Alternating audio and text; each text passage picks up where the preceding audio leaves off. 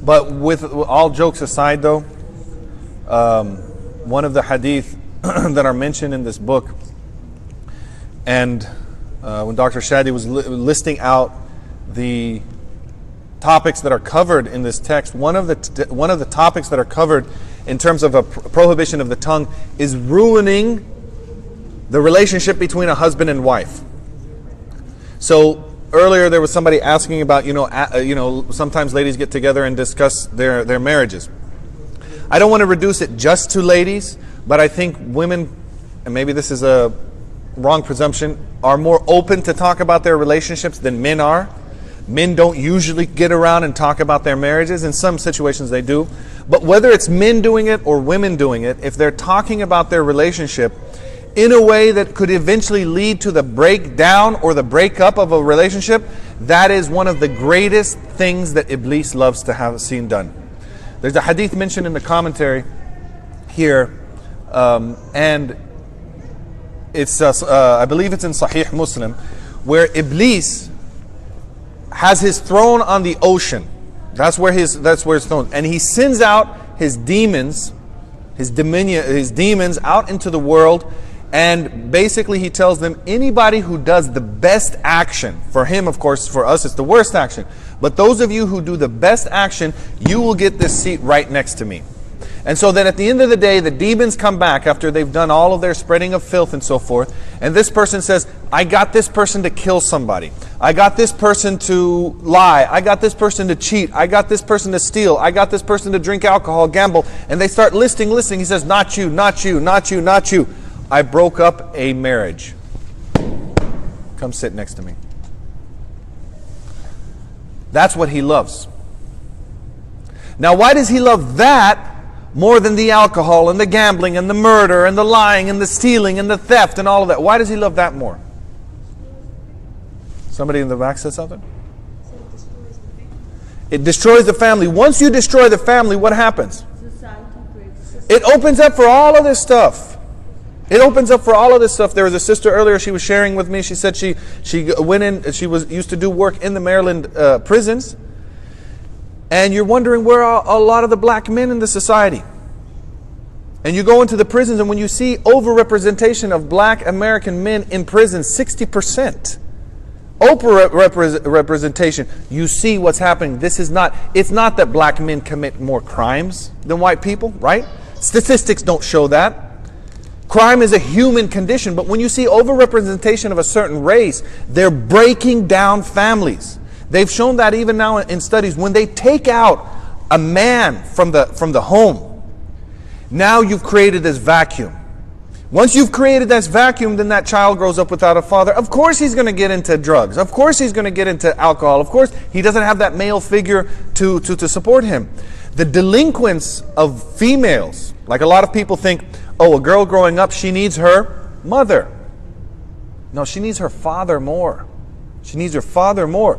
The delinquency in females is more closely related to the absence of a father than the absence of a mother. So if you take two families, say identical situations, and in one situation it's a girl and she doesn't have her mom, and the other one it's a girl and she doesn't have her dad. The girl who doesn't have her dad is more likely to get into delinquency than the girl who doesn't have her mom. So having the men at home is, and anybody, if you take out the woman, it's going to cause an issue either way. So that's why Iblis loves it so much. So I'm mentioning this because it is related to what we're talking about. One of the major muharramat of the lisan, prohibitions of the tongue, is doing anything to mess up a family. I'm also mentioning because I did say, I've seen shuyukh and I've been around real shuyukh. The reality is I'm in a position now in America where people are coming to me to ask for questions. Wallahi, before I sat down, I just saw a text where a brother is bearing me as his witness to a divorce of his wife.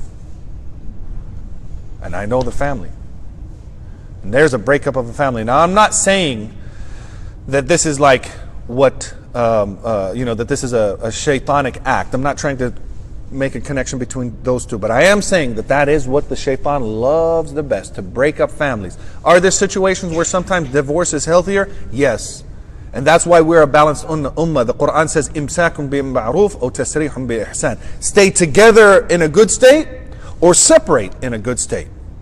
It doesn't mean, we're not till death do us part, like the traditional Christian, the traditional Sharia law of Isa alayhi salam was there is no divorce.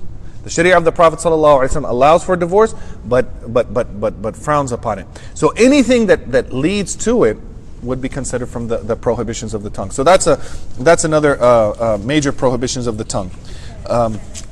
Sure. I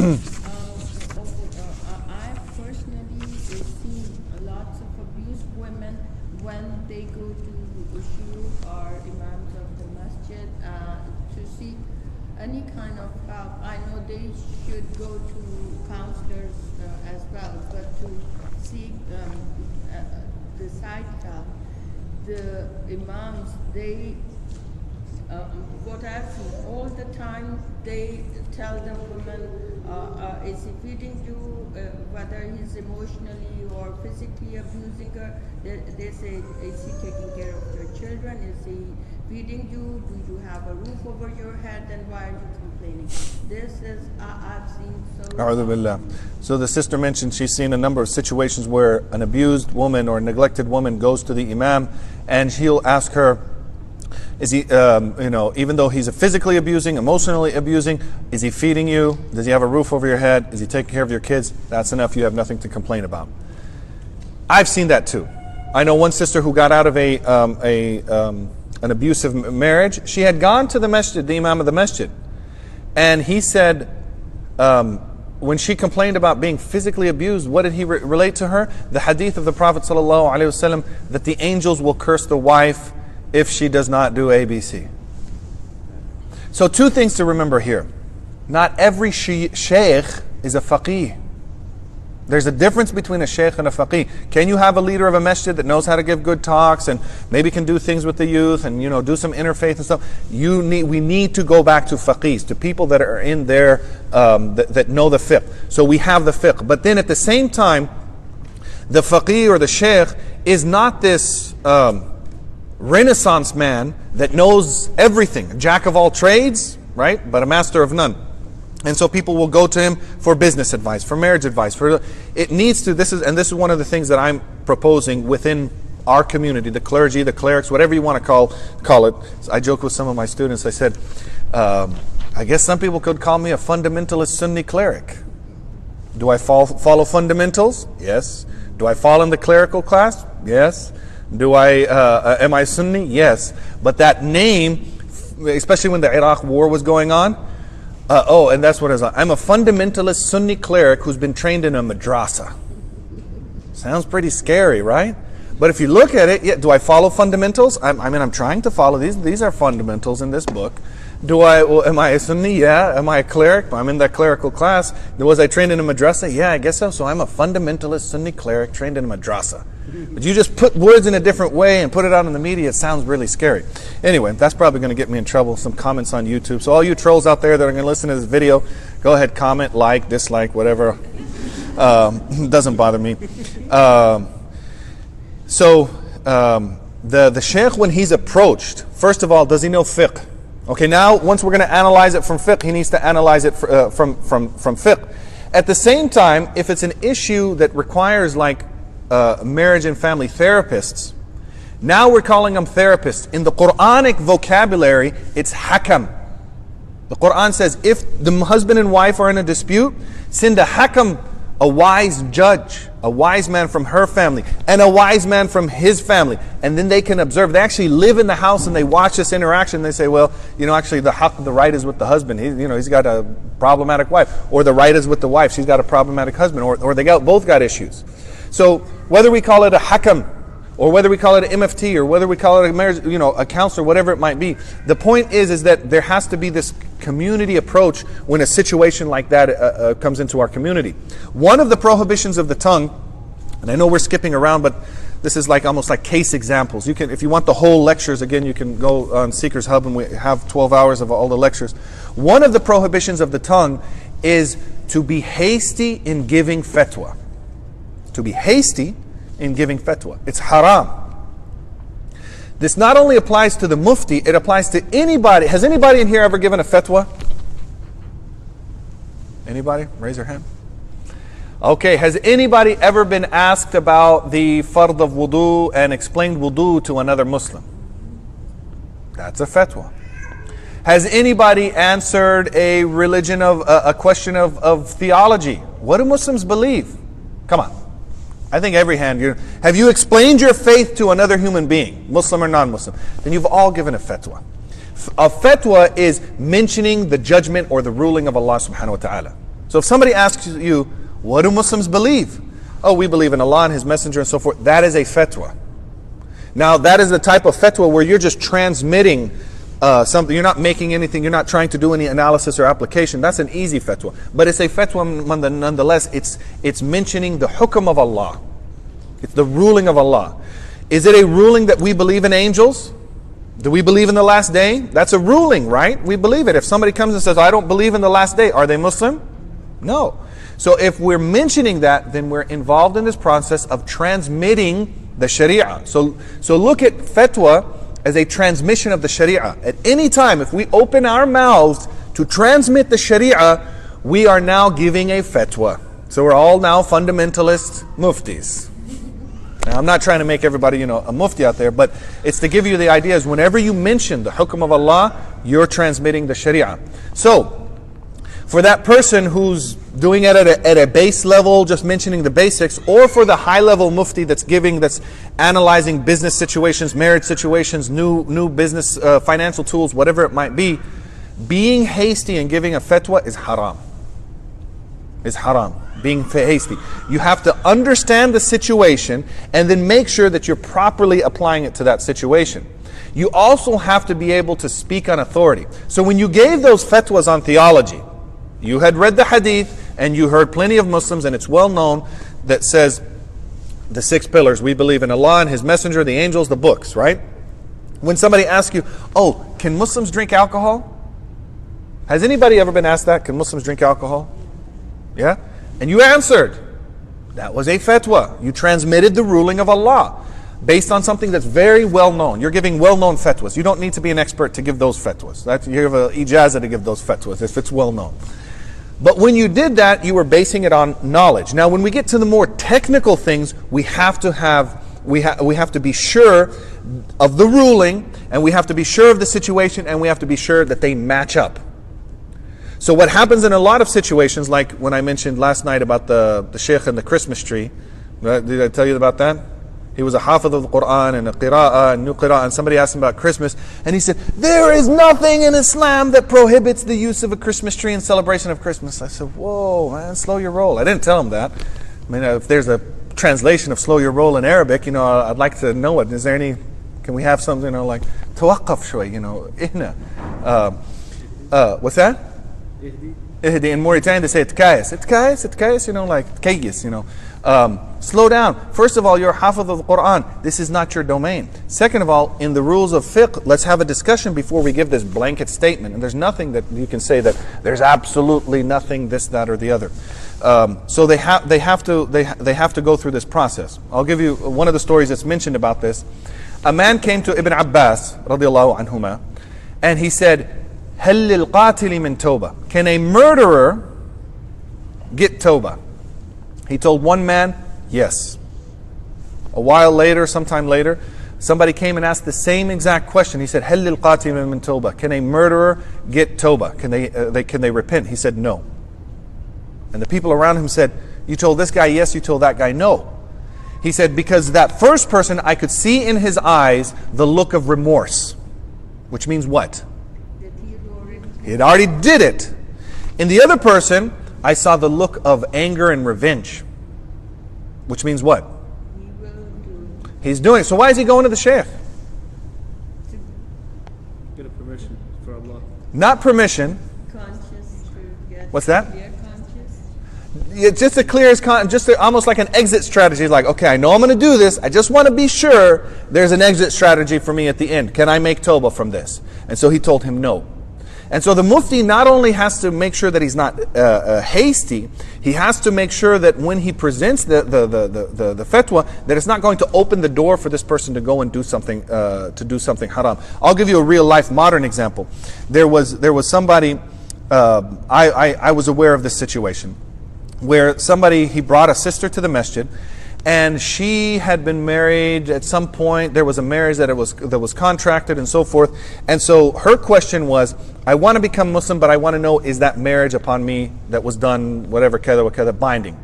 The response that was given to her says, no, that was an invalid contract. So now if you become Muslim, now you're eligible to marry another Muslim man without having to go back, because it was like just a fluke type contract. Even though they said it was a marriage, wasn't really a marriage. So this person takes his fatwa and he goes on. We later find out that they went home and spent the night together. So what was preventing him from having an illicit relationship with this woman was the fact that she was married.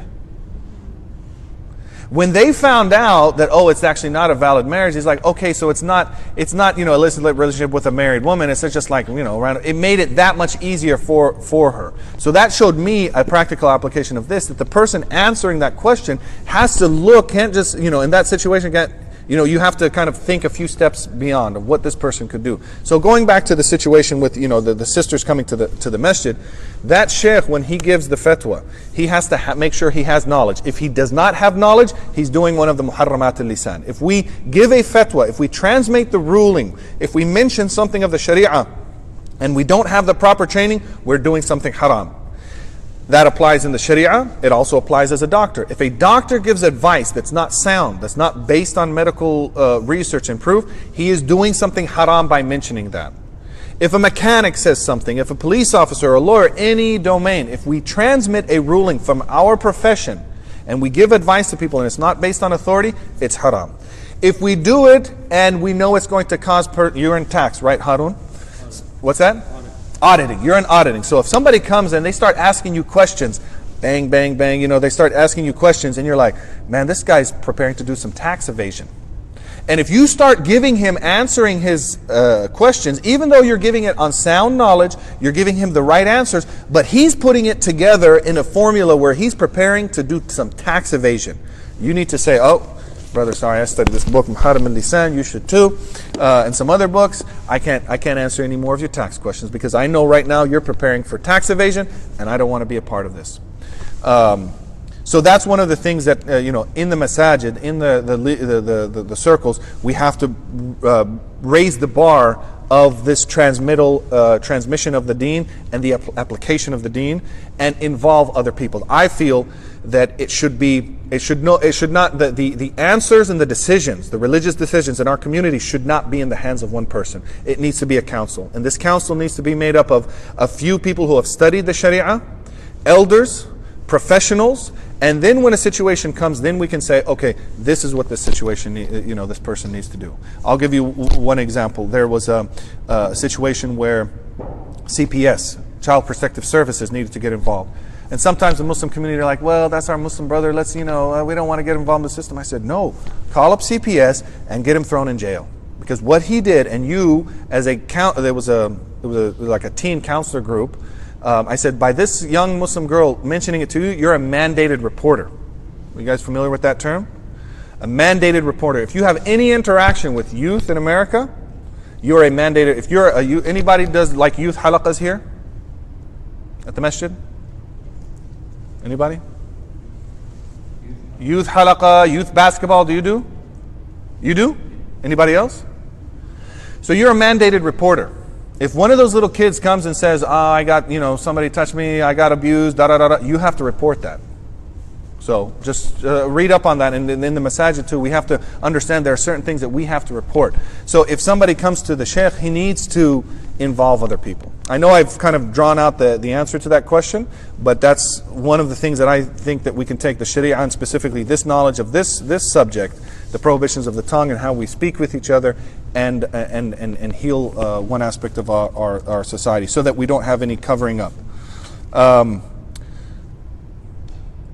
want to mention, I'm just going to go through a few more How many people were in Sheikh Khalek's classes that covered those 25 points? 1, 2, 3.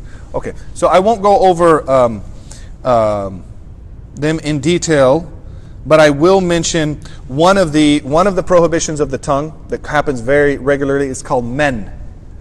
Men. M-A-N-N, or if you write it in Arabic, mim, noon, and there's a shadda on the noon. And Allah subhanahu wa ta'ala says in the Quran, لا تبطلوا صدقاتكم بالمن والأذى. Don't invalidate your sadaqah, your good deeds, with men and adha, and bothering other people. Men is reminding other people of their favors. So we have to be careful of that. I did this for you, or I did that for you. If we do something for the sake of Allah, we should leave it at that, and we don't come back and we tell that person afterwards about what we did. In certain situations where it might be beneficial to that person to be reminded of some of the things that you did for them, of course there's always exceptions to every rule. But the general rule is if we do something for the sake of Allah, we don't come back and remind them about that. And this happens even sometimes, it happens probably more often in families. How many times as parents do we tell the kids, do you realize what I did for you? Or do you realize what I do for you?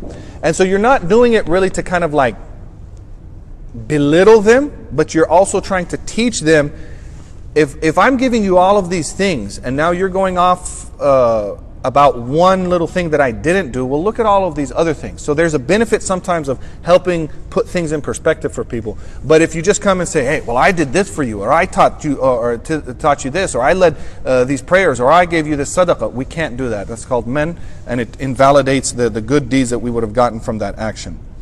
I'm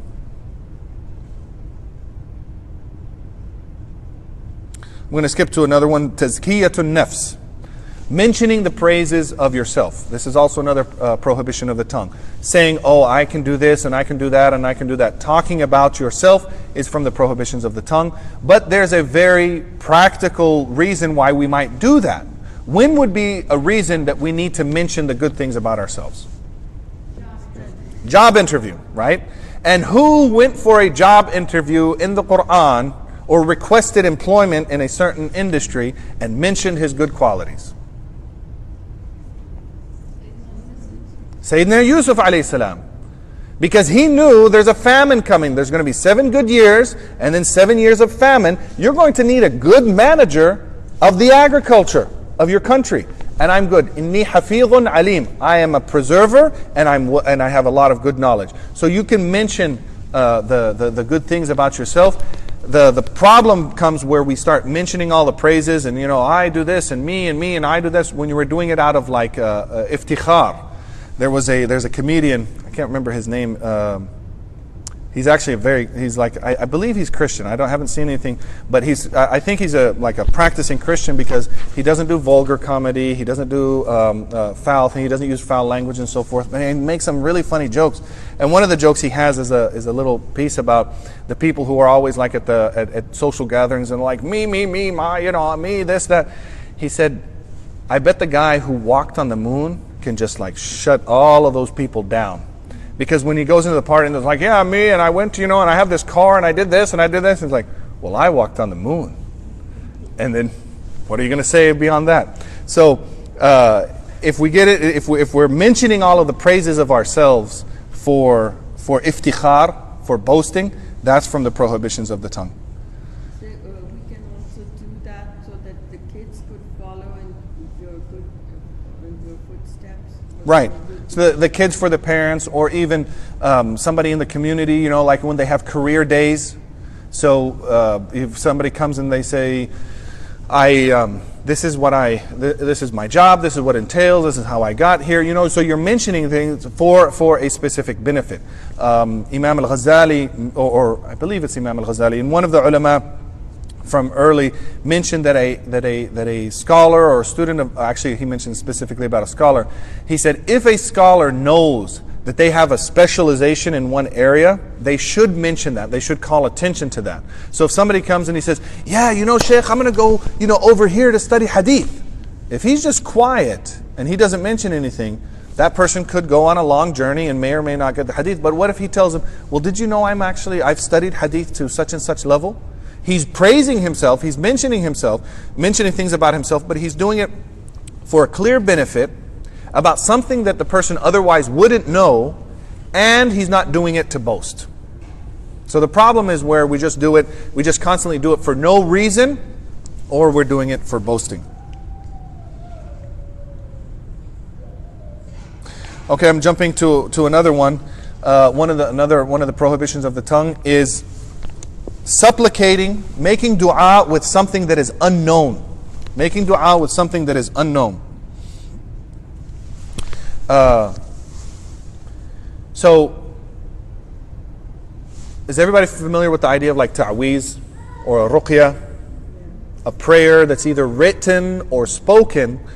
And sometimes some people have the ability to make these prayers and they can help a person, whether for a physical ailment, whether for jinn, whether for sorcery. And we believe in these things. This is the first thing we have to remind ourselves. As Muslim, do we believe in jinn? We believe in jinn. Do we believe in magic? Yes. Do we have to believe in all of the jinn doctors out there that claim that they can heal jinn and magic, and the charlatans that charge thousands of dollars and do a lot of foul things? No, we don't have to. And the majority of people out there are charlatans. But we do believe in the unseen, and we do believe in these forces. There's a story of two of the Sahaba who were traveling in. They were traveling and they came upon a people, and somebody asked them, "Hal fikum min raq?" Is there a person who does ruqya amongst you? And ruqya was known to the Arabs even before Islam. They knew that certain people could say certain prayers and they healing prayers. Even right now in amongst the non-Muslim society, aren't there prayer healers? There's people that do that. So that's called ruqya. But there's a ruqya that's permissible in the Sharia, and there's a ruqya that's not permissible in the Sharia. So this Sahaba said, well, I'll read Fatiha. I'm a Muslim, I know the Quran, I'll read Fatiha. So he read Fatiha over the sick person and he healed him. They gave him some sheep as a payment for that. They went back to the Prophet ﷺ. They told him the story, and he affirmed for them that what they did was permissible in reading Fatiha to heal the person, and even in taking a payment for it. So can a person take a payment for a healing prayer? Yeah, it's permissible. Do we believe in the effects of a healing prayer? Yes. But most of the people out there, they're either charlatans or they're using things that are not condoned by the Sharia. So if you're using the Quran, if you're using the names of Allah subhanahu wa ta'ala, if you're using some sort of dhikr, mention some of a hadith, that is a Sharia ruqya. Once we start doing symbols and unknown languages and all of these things, it's not permissible. Somebody asked Imam Malik, can we do a dua? Can we make a dua with something that we don't know about? And he said, Ma yudrika la'allahu kufr. You don't know, it might be kufr. You might be reciting this thing, and what you're saying is actually kufr. So that's why it's considered from the prohibitions of the tongue. So we have to be very careful about that. We also have to be very careful about the charlatans, people that will make claims and they'll say, if you give me this amount of money, I can clear this jinn. Or somebody comes to him and says, oh, you have a jinn inside of you, and only I can solve the issue, and then goes through takes advantage of that person. So making dua with something that you don't know the meaning of is considered from the prohibitions of the tongue.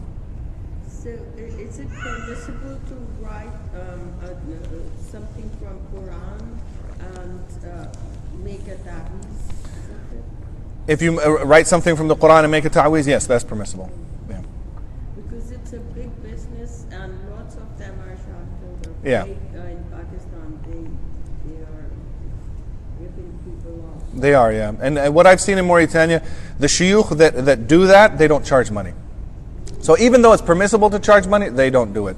And I think that's the safer route, because it opens up the door for so many charlatans to start a business. And I've seen some very poor people, spend all of their money on that, and it's just false claims. So another one, we were talking about Yusuf alayhi salam, and this is one that I've given a lot of thought to, this prohibition, but it's interpreting dreams without authority. So tafsir of dreams. So in our deen, we believe that dreams can be interpreted.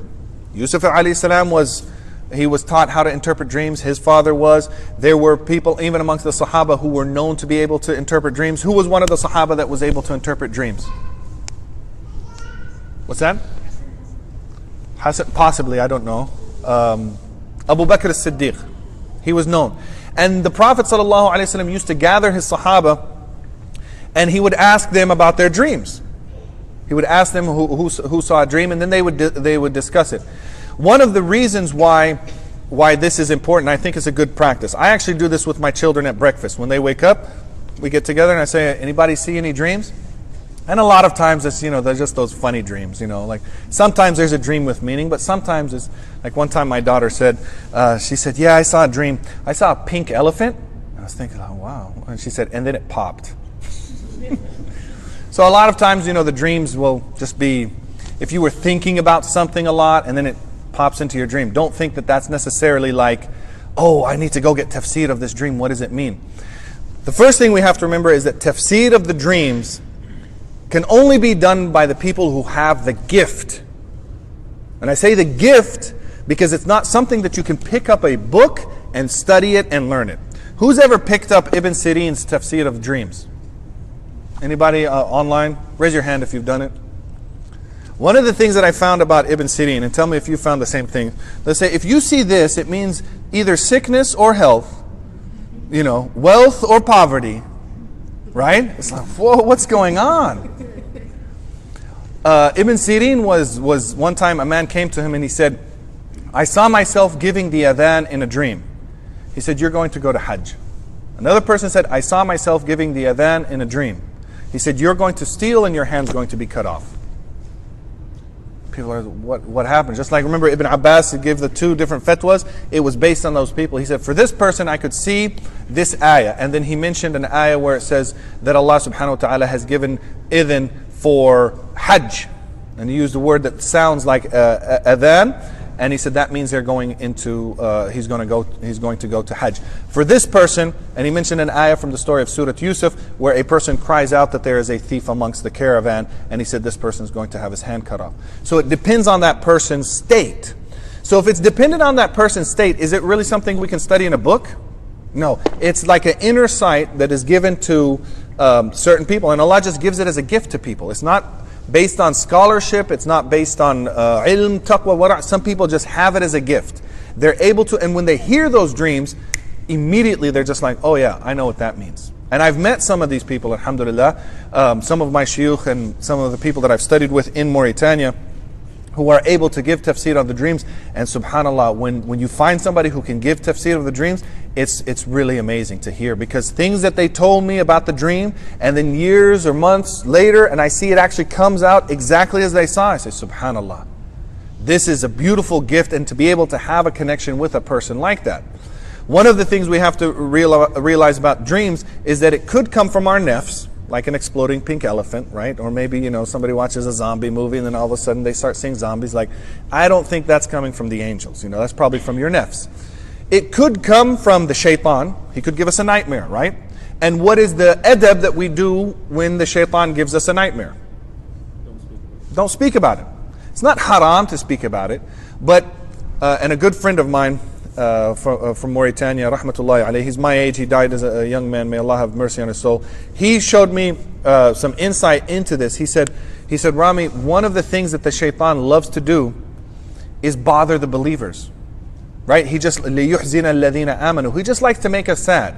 If he can't draw us to the dark side, at least he wants to make us depressed and sad, and that's one of his biggest goals. So he gives us a bad dream. And just think about if you've ever had a bad dream. You know that feeling that you have when you wake up?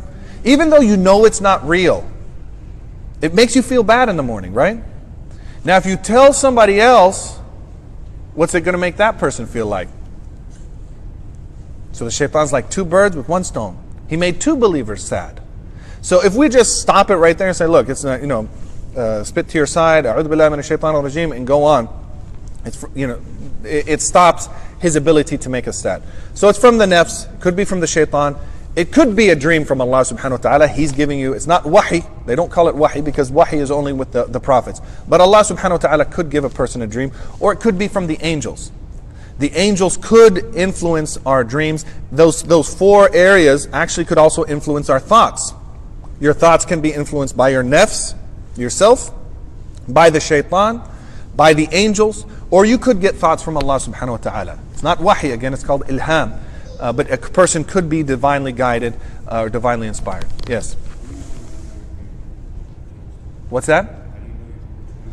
A very good question. How do you know which one your dream pertains to? That's why you need somebody who has this gift of telling you this dream. Because you might see something that bothers you and you think it's from the shaitan, and it's actually got a good message. Has anybody ever seen in their dream that they were trying to stay away from najasa and it just kept getting on their clothes? Anybody? You're walking to a bathroom, you get all this najasa on your clothes. Nobody? Not one, going once, going twice. Okay. Well, Imam Malik saw himself in this dream getting najasa onto if you were in a dream and you saw yourself getting najasa onto your clothes, and especially as a Muslim who's observant, who maintains tahara, would that bother you? All this najasa getting on you? He sends it to Ibn Sirin actually, and Imam Malik said, I was standing in najasa, facing the west, and calling the adhan. Ibn Sirin says, at the end of your life you'll become rich, and your madhab will spread in the west. And if you look where the Maliki madhab spread, did it go into Central Asia, Singapore, Indonesia? No, India. No, it was other madhab, the Hanifi madhab and the Shafi'i madhab, to a certain extent, the Shi'as. But Imam Malik's madhab went to Libya, Algeria, Tunis, Morocco, Andalusia, West Africa, Central Africa. It spread to the western front of the Muslim lands. So that was his tafsir. Another tafsir Imam Malik sent to Ibn Sirin. Imam Malik saw his hand opening and closing like this. And he sent it with the maid to go to Ibn Sirin. And she said, what do you say about a person who saw in a dream, they see their hand and they're opening, closing it? He said, you couldn't have seen this dream. Who sent it? And she said, I was told not to mention it. He said, no, I'm not going to give the tafsir until you tell me who saw this. She went back, told Imam Malik that he's not taking an anonymous, dream interpretation request at this time. So he needs to know who it was. He says, tell him it was me. So he went back, she said it was Malik. He said, yes, Malik could have seen this dream. Malik could have seen this dream. He said he's thinking about 5 of the ambiguous ayahs in the Quran, and he's trying to grasp their meaning. He's trying to grasp the meaning of 5 of the ayahs in the Quran, because the ambiguous ayahs in the Quran, the mutashabihat, only those who are deeply rooted in knowledge can understand them. And Imam Malik was in the process of trying to understand them. Another person in Mauritania, they mentioned, he said he saw himself with a white camel. And he went to somebody who could do a tafsir of it. He said, you're going to marry a woman who was a sharifa from the family of the Prophet ﷺ. How did that happen? He said that's actually what eventually happened. I went one time, and I told one of my shuyukh, Murabit Haddamin, I said I saw a dream where I was chasing a person who was an enemy. I was chasing a person, and he turned into a ram, and I slaughtered him. But it bothered me because I knew this person, and I'm like, oh my God, I killed this person in the dream. And when I told it to him, he said, he said, this is a good dream. So in answer to your question, and there was a family member. I was like, oh my God, I just killed a family member in my dream. And he's like, no, this is a good dream. He said the ram, the kibsh, means that this is a leader of his people. So this person that you saw has leadership qualities, but he has some bad qualities. But you're going to help him remove those bad qualities, and you're going to bring out his leadership. And wallahi al-alim, it came true. The person that I saw, it came true. Eventually. Another time, I was carrying sadaqah. I'd collected, so this is back in 98 or 99, collected about $15,000 of sadaqah. And anybody has anybody collected sadaqah for the masjid, for a group, and you have to transmit it on? How many people have collected sadaqah? Held it. You know that feeling when you have that money in your pocket and you haven't given it to the next person in this chain before it gets to the orphans or the poor or the refugees or whoever? You know that feeling that you have of that money in your pocket? How does it feel? You're like agitated and jittery, like, oh my God, I hope I don't lose it. I hope I don't, and then finally, like, alhamdulillah, the aman is passed, I'm done. So I'm carrying this money, And then in the midst of that journey to Mauritania, before I'm able to transfer the amana, I see a dream where in front of my house there's a stream. The stream starts getting bigger. At first there's like little minnows, then they become very big fish. And then I'm able to think like, wow, I can just grab these big, it was trout and salmon. I was like, oh, I can just grab these and eat them. And then somebody told me, he was like on the top of a thing, he's like, no, don't eat those fish. So I woke up and it was a very vivid dream. So I get out my Ibn Sirin book and I'm like, okay, fish, person trying to catch fish, you're trying to eat haram money. And I got $15,000 of sadaqah. I'm like, oh my God. Or you have eaten haram money. I think it was eaten haram money. And so I was like, and so then finally when I get to the village, I go to Murabat Haddami and I tell him the dream. And again, he's like, hada ru'ya jayyida. This is a good dream. It's like, what's going on here? He said, this means you are going to do da'wah to some non-Muslim relatives of yours. Some of the family are going to reject you and actually speak out against you, and then, or you're going to do da'wah to non-Muslims. Some members of your family are going to reject your work, and it's at some time it's going to be beneficial. How did that happen? And I asked him, I was like, how is the fish the da'wah to the non-Muslims? He said, because the fish is a very weak creature. If you take him out of his, he's not versatile, right? You can take a dog and he can be on land. You can put him in the snow. You can throw him in water. He'll live. You can't take a fish and move him around that easy. He said, so the disbeliever, their spiritual state is very delicate. They can't move around a lot. And so the fish is symbolic in your dream of the non-Muslim that you're doing da'wah to. So those are just some examples of how vast the realm of the dream is. We should try to have a connection to it, but we shouldn't just do, if somebody tells us a dream, say, oh, I think this is what it means, or I think this is what it means. We can only do dreams if we've interpretation if we've been given the gift. At the same time, it doesn't mean that we cannot try to seek some wisdoms from the dream. So have you ever had a dream where you wake up and maybe you don't know the exact meaning of that, but you're able to derive some wisdom from it? Has anybody ever experienced that? To where you can derive some wisdom from that dream? That's fine. You can derive wisdom. You can think to yourself, well, maybe it means this, and this is the lesson that the wisdom that I'm going to take. That's fine. But to say, like as a tafsir, this is what the dream means, it can only be with those people who have that gift. So are there some dream interpreters around here? Around here, Allahu A'lam, I don't know of. I only stick with my shuyukh because there are people that I know who are very cautious about this, and sometimes I ask them, they're like, I don't know this dream. But what I do is, when I recommend to people, is keep a dream journal.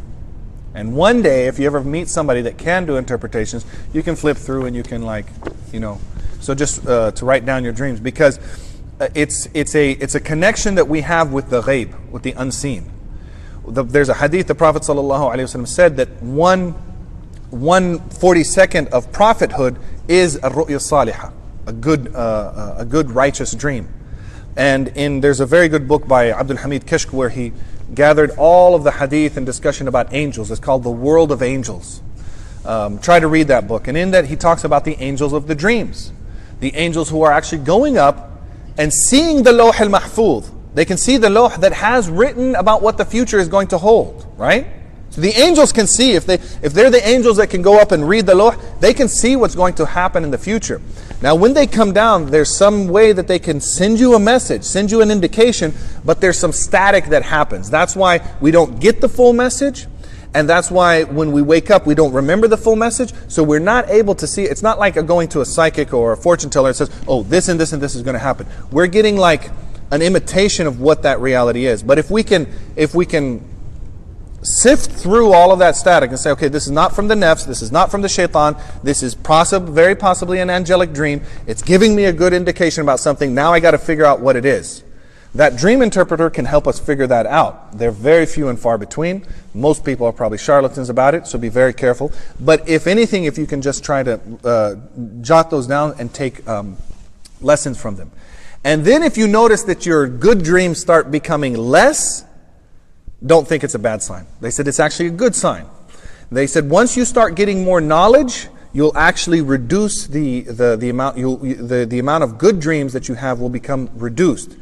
And this is just the scholarly interpretation of why this occurs. But they said because the person that doesn't have a lot of knowledge, they need a lot of motivation from the unseen to keep going, keep going, keep going. So here's the dreams, here's the dreams, here's the dreams. Once they start getting firmly grounded in their understanding of the deen and the practice of the deen, they don't need as many pep talks. And so they'll be reduced. So that's one thing to remember. The other thing is, one of the pitfalls that happens in some of our communities is that people will give more credence to dreams than to the actual sharia. So if you go to a sheikh and you say, Sheikh, what should I do about this? Here's what the sharia says. This is the ruling. Kada wa kada. He goes to another sheikh and he says, you know what? I saw a dream. I saw a dream and this and this and that. That person may listen to that dream advice over the sharia. And here's a funny story. It's a real story. It's mentioned in the Madkhal of Ibn al-Hajj. He mentions, it's about zakat of treasures. If you find a treasure, and I know some of the young guys, anybody ever have a dream about finding a treasure? I still want to find a treasure. When I go to the beach every once in a while, I'm like digging. I'm like, you never know. You might come across I actually know a Muslim brother who he was in his house and he lifted up a floorboard and he found a box full of old gold coins. So it does happen. It can happen. What's the zakat when you find a treasure?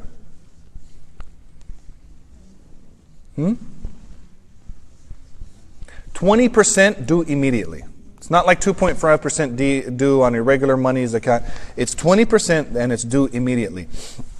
So this man in the Maghrib al-Arabi, in the Western Arab states, and this is over 700 years ago, he had a dream where he had found a treasure. And in the dream, he saw the Prophet ﷺ and says, you do not owe zakat on this treasure. Now, if you see the Prophet ﷺ in a dream, did you see him? Yeah. Yes, you did. He is the only figure that the shaitan cannot imitate. You might be fooled by the shaitan. You might see I could see the biggest sheikh or the biggest wali, and he tells me to do something, and it's actually the shaitan. The shaitan can actually take the form of that wali, take the form of that sheikh, take the form of a sahabi, take the form of an angel. He cannot take the form of the Prophet Muhammad sallallahu alaihi wasallam. So that's why the Prophet sallallahu alaihi wasallam said, if you see me in a dream, you have really seen me, because the shaitan cannot take my form. So now, if you see the Prophet sallallahu alaihi wasallam, may Allah subhanahu wa ta'ala give us the blessing of seeing him in a dream and in on Yawm al-Qiyamah. Ameen ya Rabbil Alameen. When this person saw the Prophet ﷺ, does he have any reason to doubt that maybe it was my nafs, or the pink elephant syndrome, we can call it, the nafs, or was it this? Was it the Prophet? Did he see the Prophet? Yeah. And he told him, you don't owe zakat on this treasure. So now he goes down to the muftis. When he wakes up, he says, look, I found a treasure. I know I own 20% of it for zakat, but I saw this dream, and the Prophet ﷺ told me in the dream that I don't have to pay. He said, well, the Prophet told us in awakened state you owe 20%.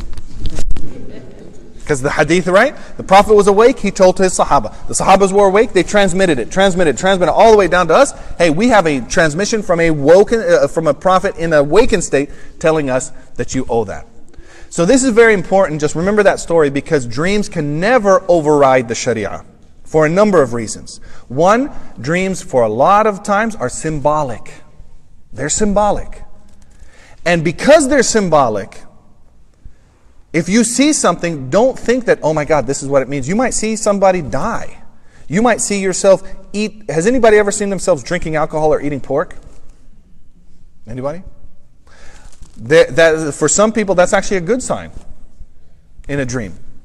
There's other things that like I might actually be considered in real life would be considered problematic, but in the dream state it's imagery and it's symbolic. One of the issues, we study the shama'il of the Prophet sallallahu alaihi wasallam. We know his description. If we see sometimes people have reported that they see him in a dream, but he's not in the state that we know from the shama'il. So what does that mean? I know somebody who said that they saw the Prophet sallallahu alaihi wasallam with no beard. But is it ever reported that the Prophet ﷺ had no beard, shaved his beard?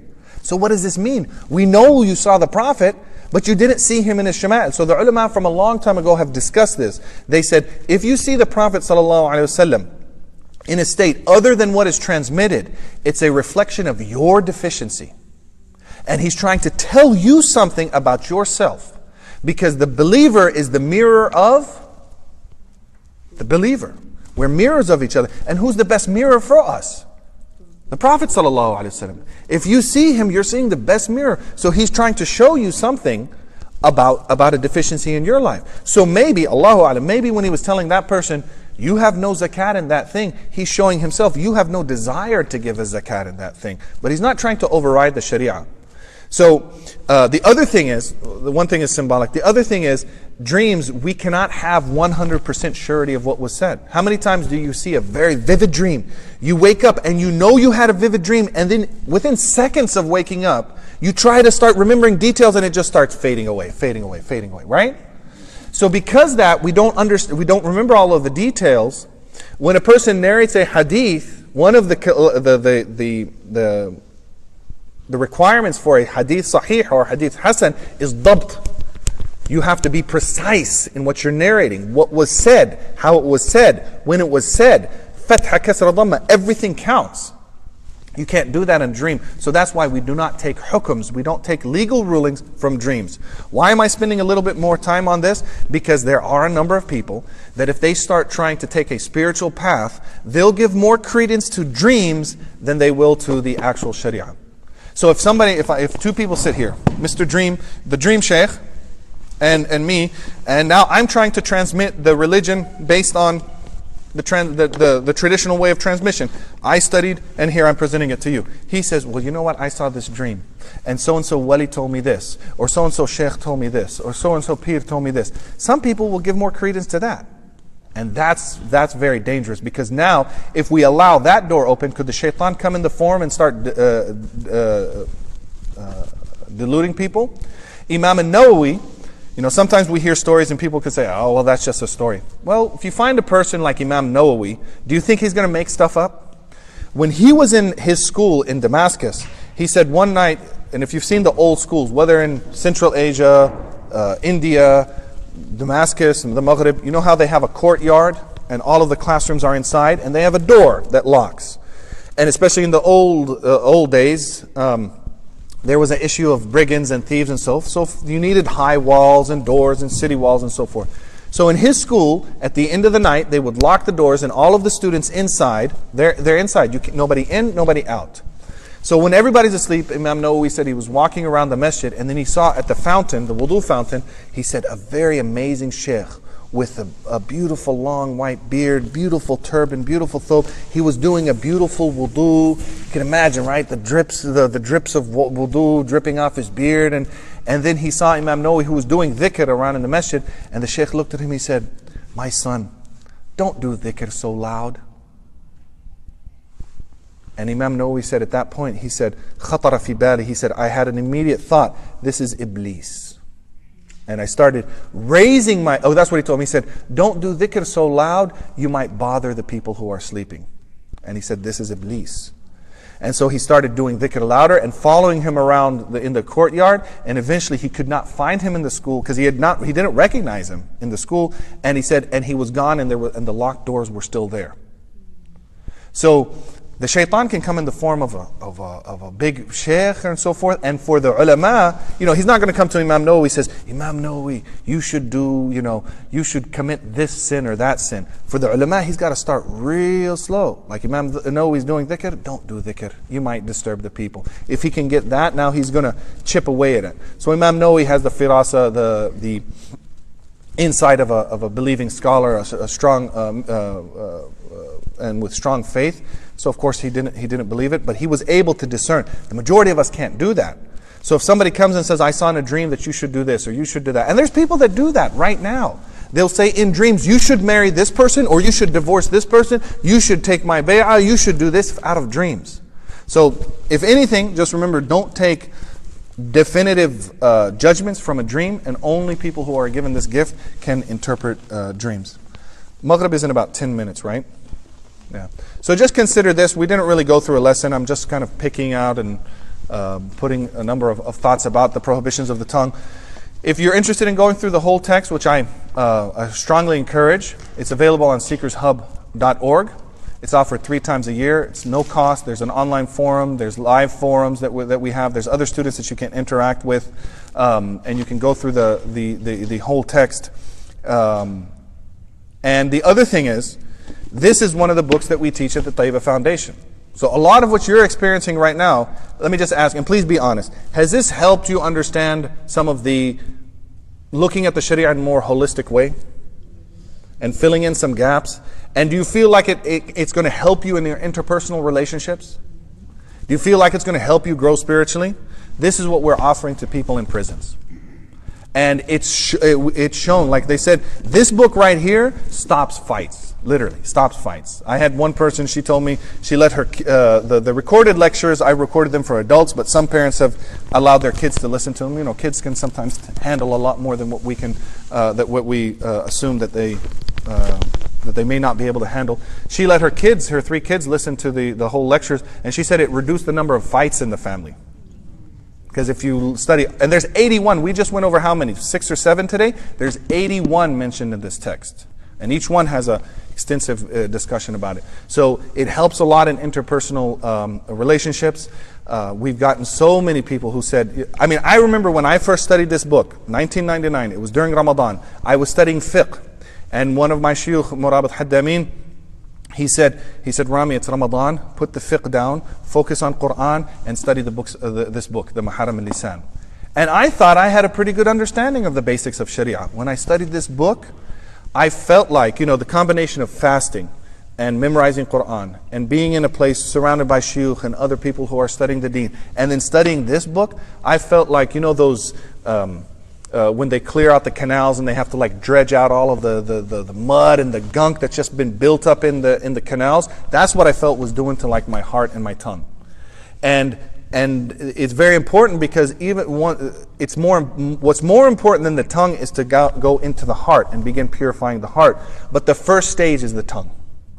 The doorway to the purification of the heart starts with the tongue. So if you can study this and you start working on it, you'll realize how much work we do have to do before we can say, okay, I'm in a good spiritual state. Now we can go inward into the heart. So this is, I hope it's benefited you, benefited the listeners. I'm glad it's being recorded. But I also want you to know that there's people who are in prison right now. A lot of the times they do not have any connection. They've never had a connection to Muslims outside of society. They've never had a connection to somebody who could teach them the deen at any level. All they've had is pamphlets and books and random books, material that's come in. And this is what we're exposing them to. So we're not an organization that just, here's some kufis, some prayer beads, and some pamphlets about Islam. We're sending this into the prisons. And so whatever you can do to help us continue doing that, we'd very much appreciate it, and it is making a huge impact with our students.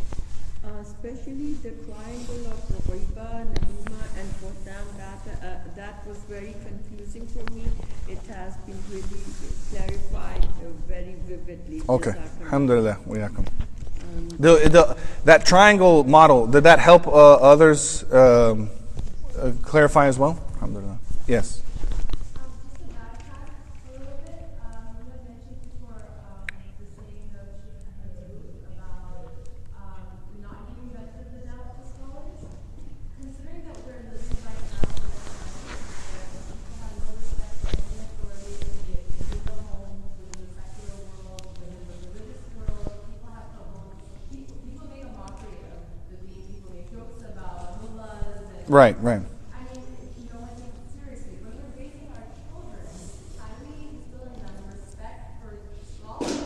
Good question. Very good question. The question goes back to something I mentioned earlier about Sidi Ahmed Zarruq saying to not have husn al-dhan. He didn't say about sheikh, about your deen, basically your deen. So anywhere where you're going to have development of your deen, the imam that you're going to follow in prayer, somebody that you're going to study with, don't start off with husn al-dhan, start off with su' al-dhan. And the question was, well, how do we balance that with that in society today there's a lot of disrespect towards figures of authority in the deen. There's even mockery of like the mullahs and the mullah jokes. And I was talking earlier with Dr. Shadi about this. And in Egypt, It was present in some of the films that would come out of the Egyptian films, where they make fun of the deen figures and the sheikh and so forth. But now it's becoming even more popular to mock and ridicule. When we talk about su'ul dhan, not giving people the benefit of the doubt, deen figures the benefit of the doubt, we're not talking about mockery. Another prohibition of the tongue is istihza or sukhriya, to never mock another person. We shouldn't mock anybody. La yaskhar qawmun min qawm, the Quran says. Nobody should mock another people. And the people who mocked the Prophet, there were some people that rejected the Prophet from the Quraysh, and there were others who rejected him and mocked him. Those who rejected him, and those who even shed blood of the Sahaba, and those who even said foul things to the Prophet ﷺ, a lot of them eventually became Muslim. Those who mocked, they never became Muslim. The leaders of the mockery of the Prophet ﷺ all fell at Badr. So there's something, there's people, Hind bit into the liver of the Prophet ﷺ's uncle, and she became Muslim. Khalid bin Walid killed Muslims and he became Muslim. Abu Sufyan, the same thing. Umar ibn al-Khattab, all of them did. But those who mocked him did not. So there's something very, very dangerous about mockery. So we should always be careful of mockery. But when we talk about the su'ul dhan of the deen figures, I'll give you an example of like a doctor. If you're going to take your child to a pediatrician, are you just going to open up the phone book, first name, or just randomly pick somebody? Or are you going to go to Yelp and read some of the reviews? You would read the reviews. By you reading those reviews or asking other people, you are not giving the person the benefit of the doubt, right? Because if you were giving them the benefit of the doubt, you wouldn't have read those reviews. You didn't start out with giving them the benefit. You gave them the benefit of saying, okay, you're a doctor, I agree, I give you that, you have your credentials on that, but I want to see what other people's experiences are about you. That's what I'm talking about, or that's what I understand Sidi Ahmed Zarruq to be talking about the deen. It doesn't mean that we mock the figures of the deen. It doesn't mean that we just brush them away and say we don't need you. No, we need the scholars of the deen. We need people who can tell us what the deen says. But at the same time, we don't take everything at 100% face value. Does that answer your question? Or a little bit add into? Adding on to that, at the workspace, I go to work and we have a room where we pray salah like or something. So when you go in the room, there is khilaf about wudu, about the spouse wiping and whatnot and all that. Somebody is leading a prayer, three of us go in there. Should we join or should we have to, Oh, if he wipes over his socks or something? We're not sure if he is doing right wudu or not. So at that time, if we start our Jama'ah, that will start like, you are too good for us. If we join them, then yeah, that's a very good question. It usually happens when you're, at a workplace or at an airport or something, and the ulama have mentioned this situation. What do you do when you come into a situation where you don't know who the imam is, and you don't know, did he even do wudu properly, or does he know how to pray? Maybe he's only been praying one day and he doesn't know how to do it properly. But if you go and you do another jama'ah, is that going to cause fitna? It would. If it's going to if you just sit there and once he's done say, okay, now I'm going to stand up and pray, that's going to cause fitna, even if it's a person you're never going to see again in your life. So they said if you're not comfortable praying behind this person, you can join and you intend to pray on your own, but you're going along with the jama'ah in the motions. So it might seem like hypocrisy, but it's a situation like the lesser of two evils, because the best situation is that we're all in the jama'ah following along the imam's same prayer. But if there's a person, we don't know this imam, and you don't feel comfortable, and you can't discuss it, we should be able to discuss it. We say, actually, brother, let's put him, he's more knowledgeable. But in a lot of situations, we're not, the relationships are not that strong to be able to have that conversation. So if it comes down to the point of I either leave or sit out of the prayer or pray after or before them, which is going to cause fitna, then you can pray along with them. But your intention is you're praying on your own, but you're just going along with them. Does that answer your question? Yeah. What time is Maghrib prayer? Okay, so maybe one last question and then we'll end for today. If nobody else is asking, then I can. Yes, totally. Okay, sometimes in the dreams, somebody sees that something happening to one person, but it happens to another. So. You see something happen to one person, but it happens to another? Right. Yeah. Allah, I don't know why that happens, or I have no ability to interpret dreams. Okay, Jazakumullah khair. Thank you very much for sitting patiently through this series of lectures. It's been about 4 hours, so I know it's very hard. It's hard on the knees, but thank you for your patience, and thank you for being here. There's a saying that the gift of the student is to have a teacher, and the gift of the teacher is to have a student. So it's a gift to me to be able to share with you, and I pray to Allah subhanahu wa ta'ala to accept this action, and I appreciate the New Brunswick Islamic Center. This is my first time here, opening up this opportunity for us to visit, to share about our organization, Taiba Foundation, and the work that we do in prisons here in the U.S. And we do have some students right here in New Jersey. So by supporting us, you're supporting some of the members of your state, your home state, who are going to come back to your community. They're coming back to the New Jersey communities. And so that's how you can give back to members of your community who are currently not residing in the area. Thank the New Brunswick Islamic Center, and thank Safina Society and those involved. Jazakumullah khair. Wassalamu alaikum wa rahmatullah.